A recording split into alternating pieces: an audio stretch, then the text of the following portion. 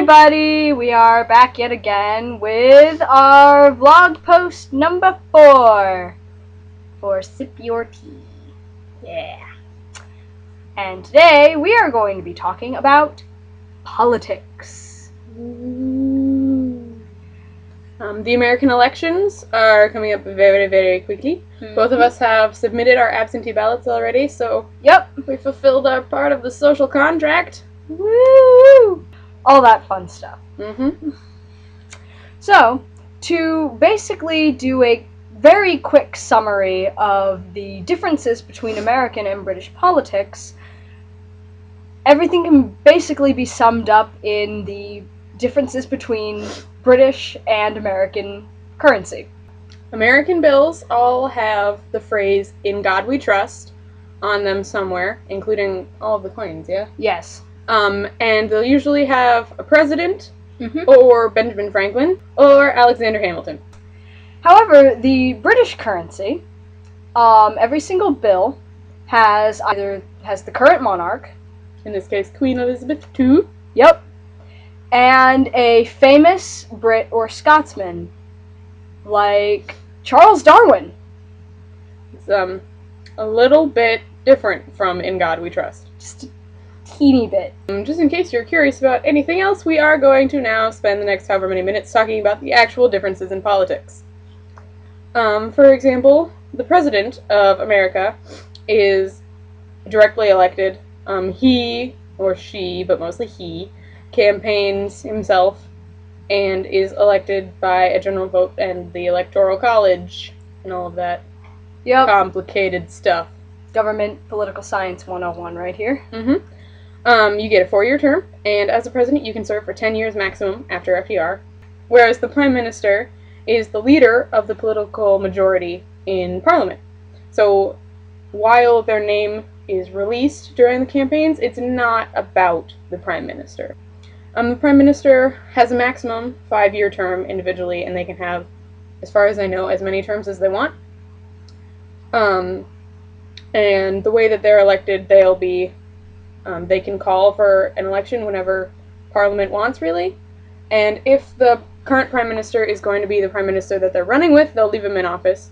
And if they want a new Prime Minister to run with for the upcoming election, because it's all about the party trying to keep power, then they'll have the current Prime Minister step down and put in the new one before the election starts, so that people can kind of get a feel for what's going on. Next, there's also Congress, the differences between Congress and Parliament. For example, in Congress, the House of Representatives has each representative is elected for 2-year terms, and the Senate, the terms for a Senate member is 6 years. And the majority party, regardless of who the majority party is in the Senate or in the House, they have to jump through all kinds of hoops still to get their stuff passed due to the checks and balances that we have enacted in our government.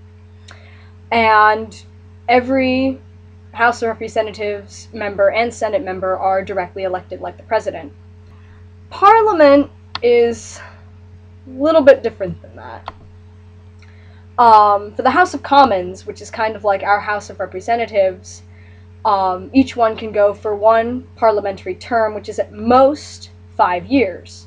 However, the House of Lords, which is basically their equivalent of the Senate, you get elected, you're there for your life.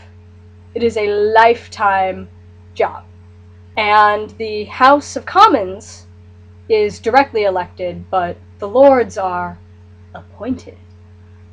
Very fancy. Oh yeah, very, very posh. Very posh. The House of Commons does most of the actual law creating. The House of Lords is more of a think tank / board of advisors that is there to help the House of Commons, the Prime Minister, and the Queen. And they do not have as much of a checks and balances system in the House of Commons and the House of Lords. So basically, the majority party can just pass whatever the crap they want. And then on the subject of party politics in America, obviously, we have 2 very bipolar, very militant parties. Third parties exist, but aren't heard of as much. Obviously, in Britain, it's a multi-party system, and the parties change and adapt and disappear and reappear and create themselves as public opinion changes. You know? And when they get elected, they can do whatever they want until someone does something really bad, and then in the next election, they're out. Now, this also kind of segues into a little bit of topic of religion and government. Okay. In America, there's no legal connection between the church and the state. However, that doesn't always work, since it's extremely unlikely that a minority religion, or atheist, or agnostic, or anything else could be elected to any position in our government. Basically impossible for them to be elected president. Now, in Britain, the monarchy is still head of the national religion, which is still the Church of England. However, it's not really important. There isn't actually... The Church of England really isn't that involved in any campaign or party politics. It just kind of stands off to the side. It's there, but nobody really pays that much attention to it. Obviously, there's a lot of differences here. There's similarities because we based ourselves off Britain, but there's also differences, and the British people have a really interesting view of American politics. Because America is the world's only superpower right now, they kind of have to care.